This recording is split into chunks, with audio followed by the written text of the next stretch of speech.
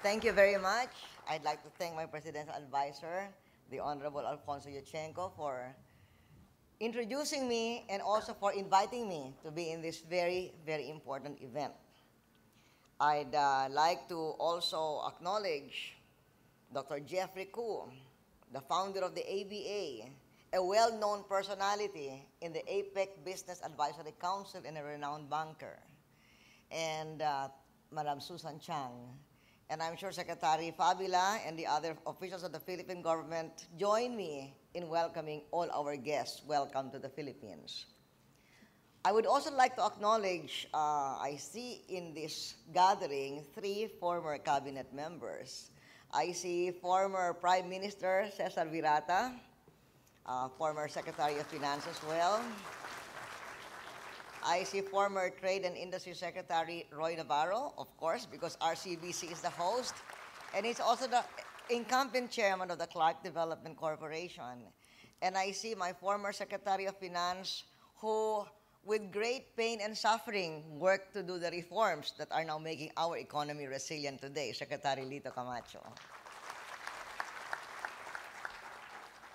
The backdrop to this summit, as we have heard from Presidential Advisor Yuchenko, is an economic crisis that still grips much of the world, complicated by natural disasters that have left and are still leaving a tragic scar in our part of the world.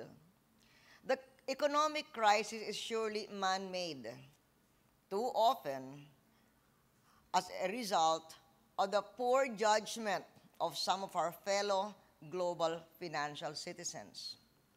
And increasingly, even our natural disasters are being laid at the feet of man-made global warming.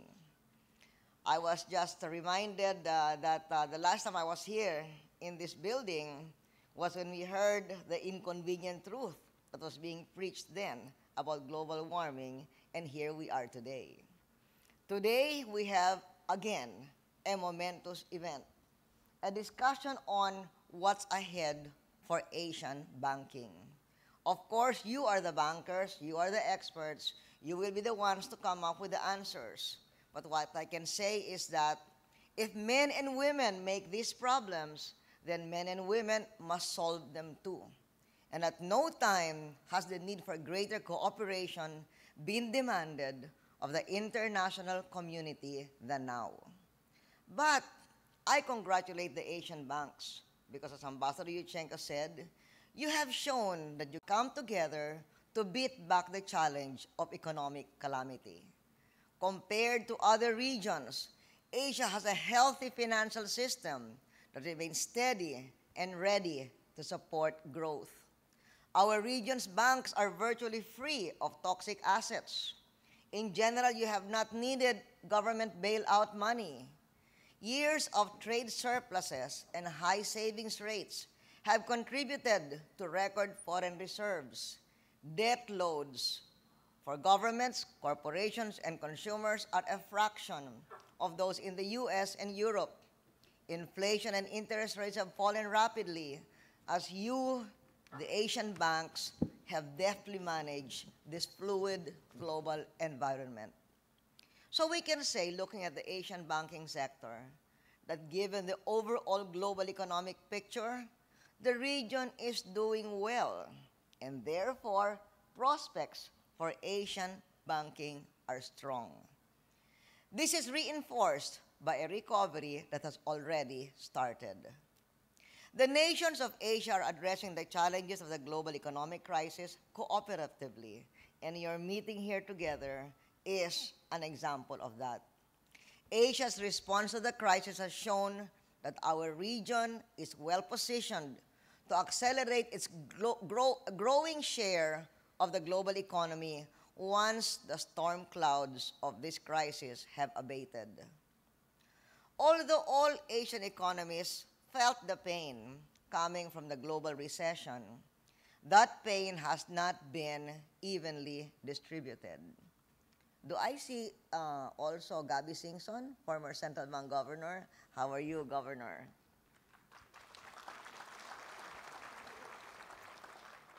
To go back to the different Asian economies, China and India, as we know and we expect, will long remain regional and global outperformers.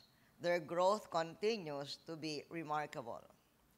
The most trade-dependent economies in our region have been the worst hit because the global recession has led to a virtual collapse in international trade. They endured months of recession. Fortunately, that now appears to be easing. The Asian states that have been performing best, that are still enjoying positive growth, are those emerging markets where private consumption is a high proportion of GDP. Indonesia and Vietnam have private consumption at 60%, the Philippines 70%, Sri Lanka 65%, Bangladesh 75%. These states are outperforming the trade-dependent economies. Also, those of us who took the bitter medicine of reform some years ago have done better. That is certainly the case with the Philippines, which is why I mentioned Secretary Lito Camacho earlier. He was the one who started those reforms. The Philippines is therefore a country that I am pleased to say has demonstrated the strength and resiliency of emerging market economies during this period of global economic crisis. The Economist magazine has tagged the Philippines as among the top key emerging markets beyond the BRIC countries. Because, as I said earlier, well before the global crisis and before Lito went back to the private sector, to the banking sector, we were setting a new economic course for the Philippines. This course was at the core of our economic reform agenda. Our reforms have generated 34 consecutive quarters of growth, the fastest growth in 30 years, created 8 million jobs, and allowed us to maintain the lowest inflation in a generation.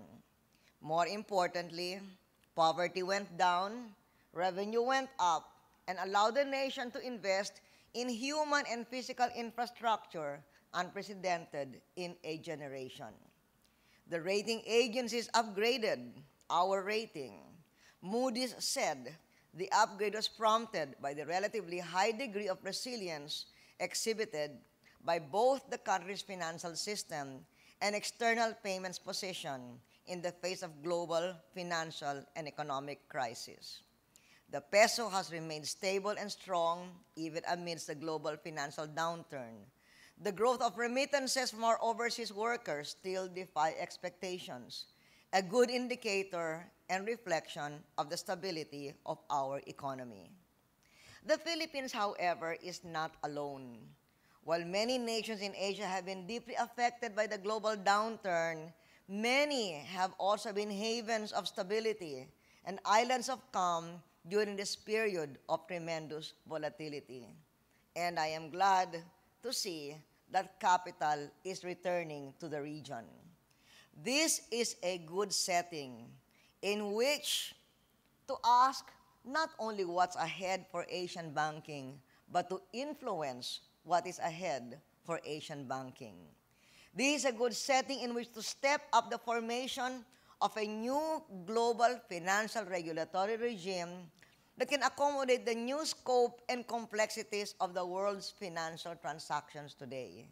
And I am confident that the Asian bankers will be a catalyst, having been successful through this crisis, a catalyst in the gathering groundswell for the reforms in the banking system of Asia and the world to make the new financial order more responsive to the needs of the 21st century. So my very best wishes for your success. Congratulations in the previous successes, and all the best once again for the future. Thank you.